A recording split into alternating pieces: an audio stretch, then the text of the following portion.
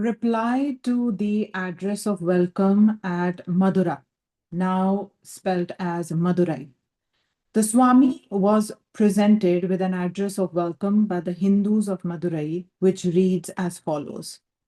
Most revered Swami, we, the Hindu public of Madurai, beg to offer you our most heartful and respectful welcome to our ancient and holy city. We realize in you are a living example of the Hindu sannyasi who, renouncing all worldly ties and attachments calculated to lead to the gratification of the self, is worthily engaged in the noble duty of living for others and endeavoring to raise the spiritual condition of mankind. You have demonstrated in your own person that the true essence of the Hindu religion is not necessarily bound up with rules and rituals, but that it is a sublime philosophy capable of giving peace and solace to the distressed and afflicted. You have taught America and England to admire the philosophy and that religion which seeks to elevate every man in the best manner suited to its capacities and environment. Although your teachings have, for the last 3 years, been delivered in foreign lands, they have not been the less eagerly devoured in this country, and they have not a little tended to counteract the growing materialism imported from a foreign soil. India lives to this day, for it has a mission to fulfill in the spiritual ordering of the universe.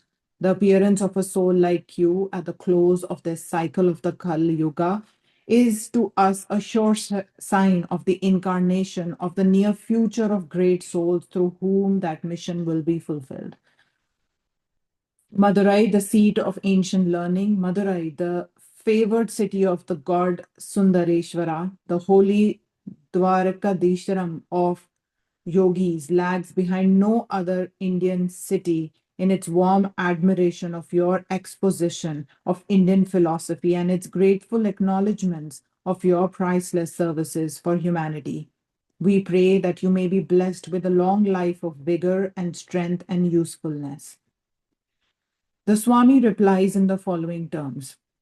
I wish I could live in your midst for several days and fulfill the conditions that have just been pointed out by your most worthy chairman of relating to you my experiences in the West and the result of all my labors there for the last 4 years.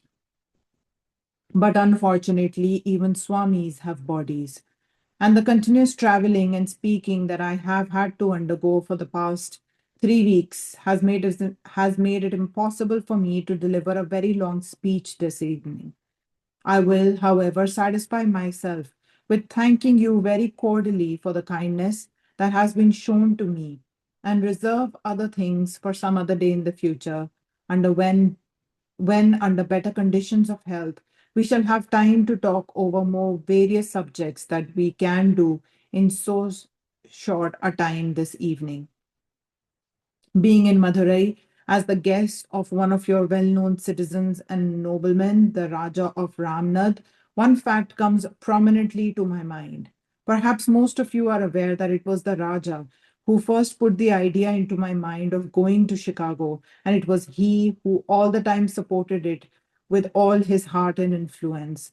A good deal, therefore, of the praise that has been bestowed upon me in this address ought to go to this noble man of southern India. I only wish that instead of becoming a Raja, he had become a sannyasi, for that is what he's really fit for. Wherever there is a thing really needed in one part of the world, the complement will find its way there and supply it with a new life. This is true in the physical world as well as in the spiritual world. If there is a want of spirituality in one part of the world, and at the same time that spirituality exists elsewhere, whether we consciously struggle for it or not, that spirituality will find its way to the part where it is needed and balance the inequality. In the history of human race, not once, not twice, but again and again, it has been the destiny of India in the past to supply spirituality to the world. We find that whenever either by mighty conquest or by commercial supremacy, Different parts of the world have been kneaded into one whole race, and bequests have been made from one corner to the other. Each nation, as it were, poured forth its own quota, either political, social, or spiritual. India's contribution to the sum total of human knowledge has been spirituality and philosophy. These she contributed even long before the rising of the Persian Empire. The second time was during the Persian Empire, for the third time during the ascendancy of the Greeks, and now the fourth time during the ascendancy of the English. She's going to fulfill the same destiny once before. As Western ideas of organization and external civilization are penetrating and pouring into our country, whether we will have them or not. So Indian spirituality and philosophy are deluging the lands of the West. None can resist it, and no one can we resist, and no more can we resist some sort of material civilization from the West. A little of it perhaps is good for us, and the Indian spiritualization is good for the West. Thus, the balance will be preserved.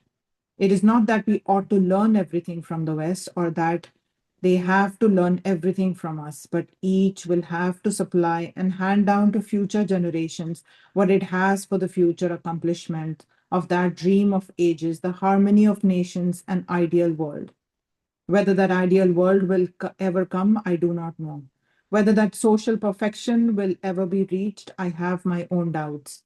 Whether it comes or not, each one of us will have to work for the idea as if it were to come tomorrow, and as if it only depends on his work and his alone.